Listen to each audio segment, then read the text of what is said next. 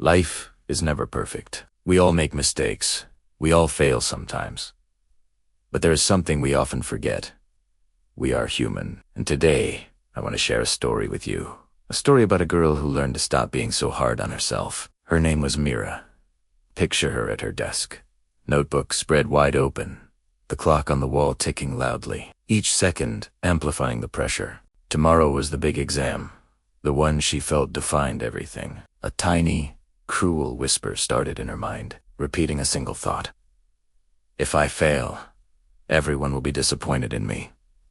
This fear drove her. She studied until the numbers on her digital clock blurred into a single line past midnight. Her eyes burned with fatigue, but she pushed on, chasing an impossible standard of perfection. She believed that if she just worked hard enough, if she sacrificed enough sleep and joy, she could avoid failure. But deep inside, beneath the frantic studying, she was exhausted. She was sad.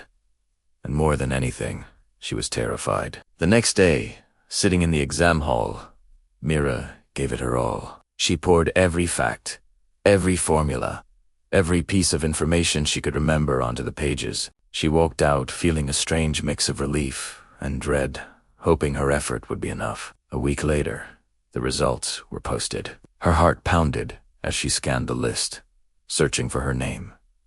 And there it was.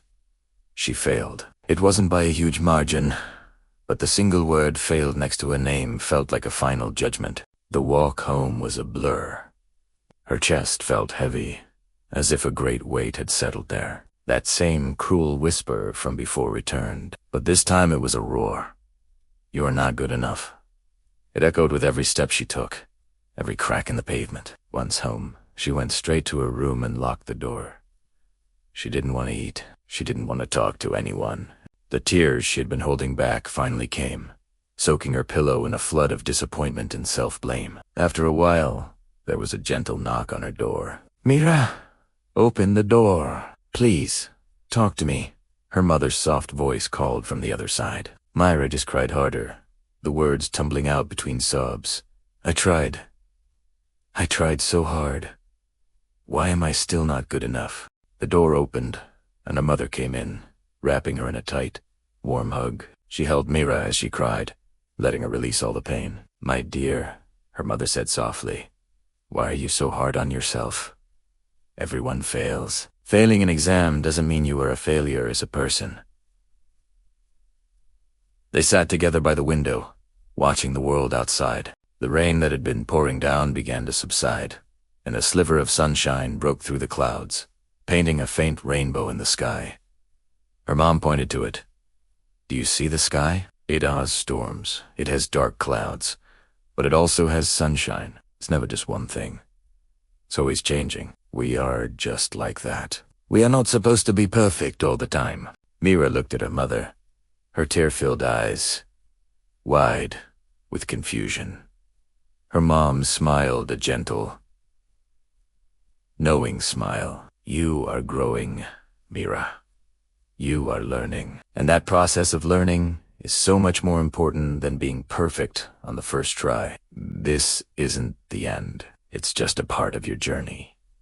Those words began to sink in, planting a small seed of hope in her weary heart. The next day, as Mira walked to school, something inside her had shifted.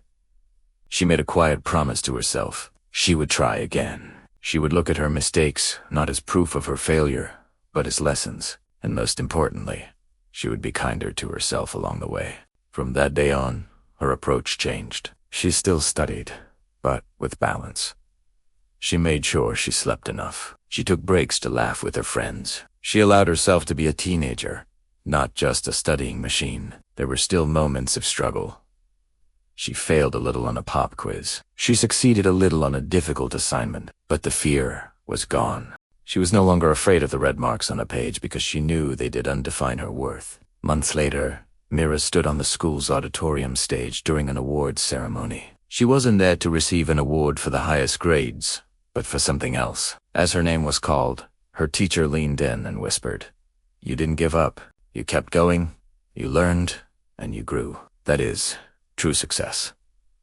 Mira smiled, a genuine, radiant smile. Not because she had finally become perfect, but because she had finally learned to love herself.